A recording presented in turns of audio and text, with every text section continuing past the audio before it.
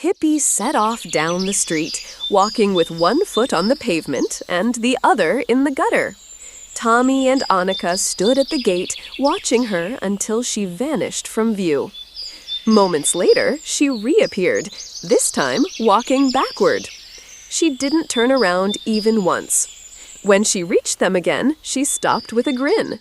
The children exchanged a glance, confused. Tommy finally asked, "Why were you walking backward?" "Why?" Pippy echoed. "We live in a free country, don't we? Isn't a person allowed to walk any way they want?" She placed her hands on her hips. "Let me tell you, in Egypt, everyone walks backward. No one thinks it's strange at all." "How do you know?" Tommy challenged. "You've never been to Egypt." "Me? Never been to Egypt?" Pippy gasped. "That's news to me.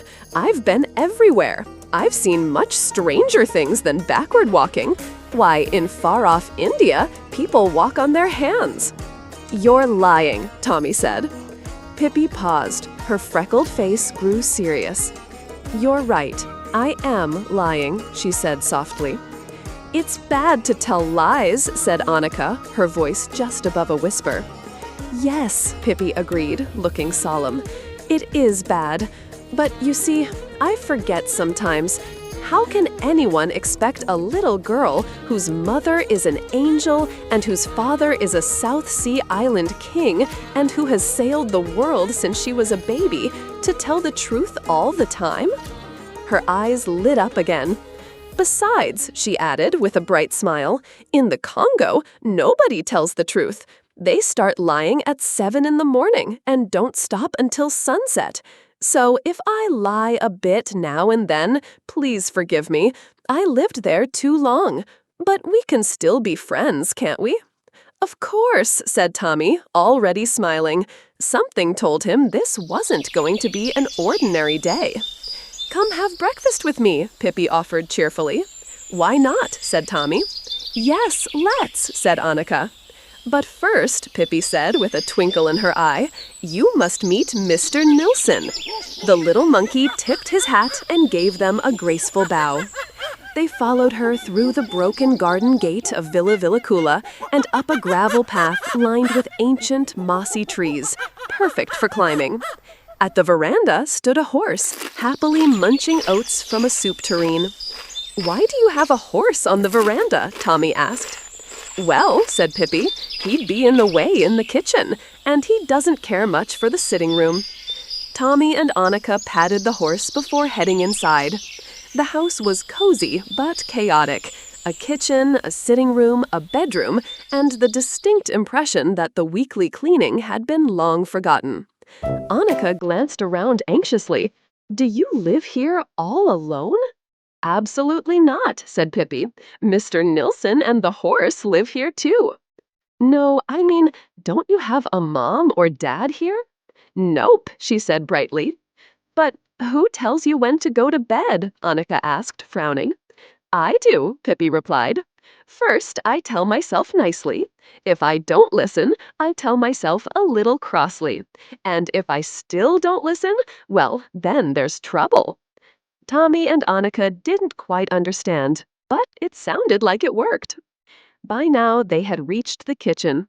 Suddenly, Pippy shouted, "Mixy, mixy, pancakey, bakey, bakey, pancake, makey, takey, eat your seedy pancake."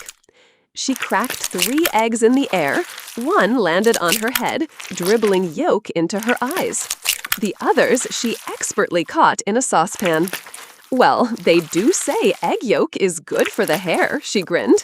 "You just wait. Mine will start sprouting like grass. In Brazil, everyone wears egg in their hair. Never seen a bald head there." She plucked out the eggshells with her fingers, grabbed a long-handled scrubbing brush, and whisked the batter like a whirlwind. It splattered the walls, the floor, and her nose. Then, with flair, she poured what was left into a hot pan.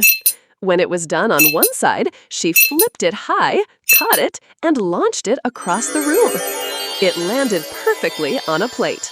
"Eat," she commanded, "before it gets cold." Tommy and Annika eagerly tucked in. It was delicious. After breakfast, Pippy led them into the sitting room. There was only one enormous piece of furniture, an antique writing bureau filled with dozens of tiny drawers.